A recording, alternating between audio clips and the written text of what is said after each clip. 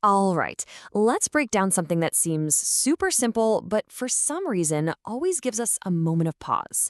Yeah, we're talking about what exactly you're supposed to do with an old toothbrush. You know that exact moment, right? You've got the new toothbrush all ready to go, but you're just holding the old one over the bin, and you hesitate. If you've ever felt that, trust me, you are not alone. It feels weirdly complicated, but I promise it really doesn't have to be. So let's just give this a name. We'll call it the toothbrush dilemma. It's kind of funny how this one little everyday object can create so much uncertainty. And this is exactly why we get stuck. See, a toothbrush isn't just one simple material.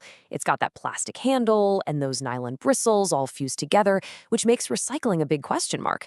Plus, it usually still looks okay, so just tossing it feels kind of wasteful, doesn't it?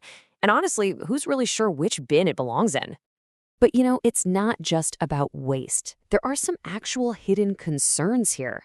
After a few months, that old brush is basically a little hotel for bacteria. And those bristles, they can totally poke right through a garbage bag. Oh, and if you throw it out while it's still wet, you're just inviting moisture and mold to have a party in your trash can. Yuck! So with all that in mind, the source material gives us this brilliant philosophy, the dad-style, straightforward approach. I love this because it just cuts right through all the confusion. The idea is simple. Just treat it like any other tool that's finished its job. The only things you have to remember are keep it clean, separate it, and get rid of it with intention. No fuss, it's that easy. Okay, let's get right to it. Here is the correct step-by-step method you need to know. This is the whole shebang. 6 simple steps. That's it. First, rinse it really well. Then, and this is a big one, let it dry completely to stop bacteria from spreading.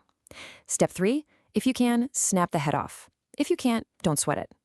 Fourth, put it in your non-recyclable general waste. Step 5 is a great little trick. Pop it in a small bag first so those bristles don't poke holes in everything. And finally, just give your hands a quick wash. And you're done. Now you might be thinking, is this advice the same everywhere? Let's take a quick look at the global perspective. Turns out, the logic is pretty much universal. Just look at this. It doesn't matter if you're in India, Germany, or China, the classification is incredibly consistent. It's always considered some form of dried, residual, or other waste. In other words, it's non-recyclable. And the reason is always the same. Those pesky mixed materials just can't be handled by the usual recycling systems. Okay, so now we know what to do, let's really quickly cover a few crucial rules on what not to do. These are super simple, but they're really important. Rule number 1. This should be a no-brainer, but please, for the love of all that is holy, never, ever flush a toothbrush. It's going to clog your pipes. It's not designed to break down. Just don't. Second, don't burn it. Seriously, when you burn plastic, it releases all sorts of toxic fumes that are just awful for you and for the environment. This one's a major safety hazard. We've said it before, but it's worth saying again. Do not toss that thing in the bin while it's still wet. You're basically just creating a perfect little petri dish for bacteria and mold. Okay, and here's the bottom line. Unless your local city has a very, very specific program that says, yes, we accept toothbrushes, don't put it in the recycling bin. You'll just end up contaminating the whole batch. And finally, don't just leave your old toothbrush sitting in the cup or on the counter. Once it's past its prime, it's just a germ magnet. Time to get it out of there. So with all these little rules, how can you make this whole process completely effortless? How do you turn all this knowledge into a simple, everyday routine? Well, let me introduce you to a fantastic little system. This is such a smart, simple solution. All you do is keep a little outgoing waste box in your bathroom cabinet.